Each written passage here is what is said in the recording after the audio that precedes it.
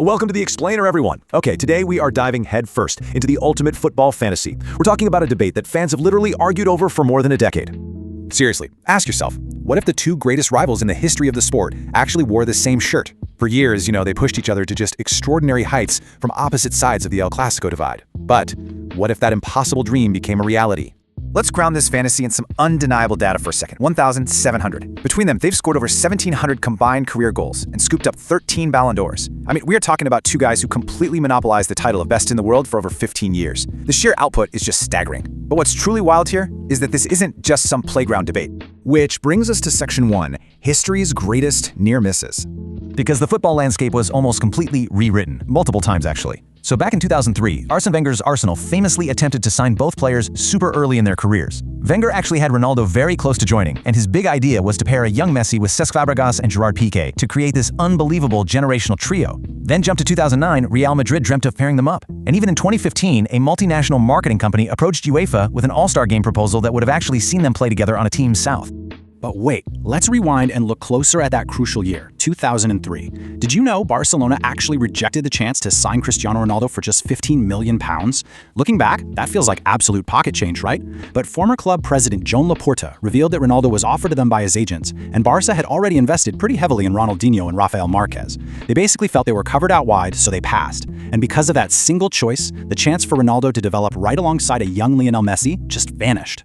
Years later, the rival side tried their luck. Ramon Calderón, the former Real Madrid president who actually brought Ronaldo to the Bernabeu, admitted he totally dreamt of uniting them. But he straight up called it impossible, simply because Messi was at Barcelona. The fierce political and emotional ties between those two clubs meant a direct team-up was completely off the table during their absolute peaks. Let's move into Section 2, Tactics and Clashing Egos.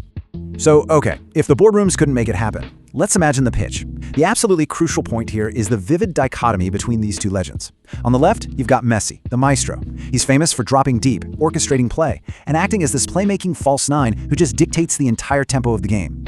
On the right, Ronaldo, the finisher. He thrives on those explosive vertical runs, he fiercely attacks the box, and he possesses this absolutely lethal killer instinct. Theoretically, this is a match made in heaven. Messi creates the space and the pass, Ronaldo finishes the job. And the playmaking data completely backs this up. While Ronaldo is a fantastic creator in his own right, providing an assist every 365 minutes over his career, Messi's numbers are just on another planet, averaging an assist every 238 minutes. Because Messi is the more regular playmaker, he would naturally drop into that deeper, creative role in our fantasy team. He'd act as the ultimate supplier to feed Ronaldo's relentless appetite for goals. But hey, football isn't just played on a tactical whiteboard, is it? It's played by highly competitive human beings. When we compare them to historical precedents of superstar pairings, the dynamic gets incredibly interesting. Like when Zidane and Ronaldo Nazario played together at Madrid, it worked beautifully because their roles, maestro and finisher, were totally distinct. No competition. But look at Neymar and Mbappe at PSG. Shifting power dynamics caused some serious tension over who the main man was. Or even Ronaldinho, Eto'o, and a young Messi at Barcelona, where the evolving main star eventually pushed the others out. So the really tough question we have to ask ourselves is, who on earth would accept playing second fiddle when both Messi and Ronaldo are fundamentally obsessed with supremacy? All right, Section 3, the Commercial Supernova. To really wrap our heads around the sheer scale of the financial explosion this pairing would create, we have to talk about the athlete brand. It's that perfect blend of on-field magic and off-field persona that builds immense fan loyalty. Because Messi and Ronaldo aren't just athletes anymore. They are, without a doubt, the two most powerful athlete brands in the history of the sport.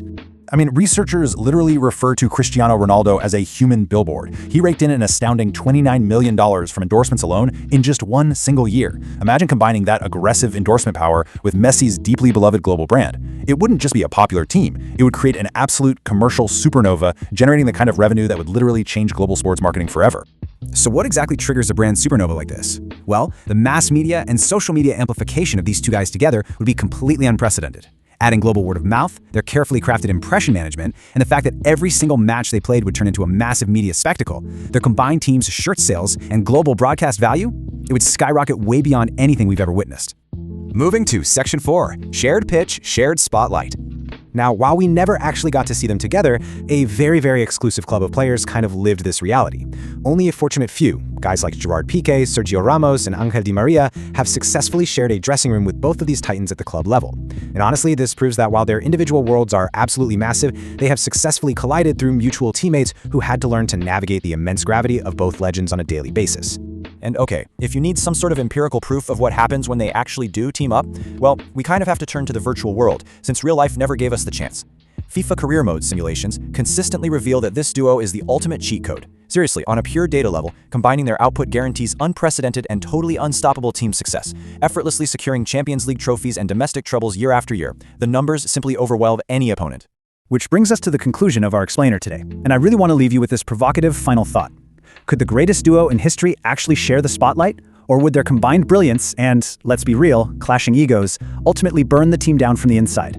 It's arguably the greatest what-if in football, a fascinating blend of tactical perfection and psychological tension. What you should take away from all this is that while the data, and certainly the marketing, scream that it would be a complete triumph, human nature might say otherwise. Thank you so much for joining me for this explainer, and keep exploring the impossible.